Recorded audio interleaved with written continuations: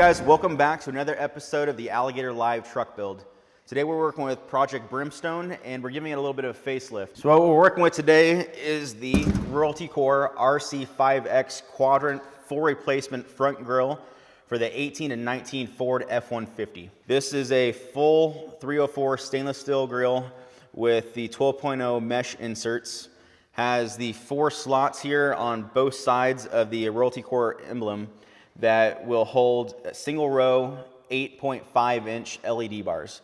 So basically we can see light for days. Also a feature that Royalty Core included on their grille was a small hole here to continue to use the front camera. Stay tuned as we release more videos leading up to the Ultimate Callout Challenge event and how we evolve Project Brimstone to this new level.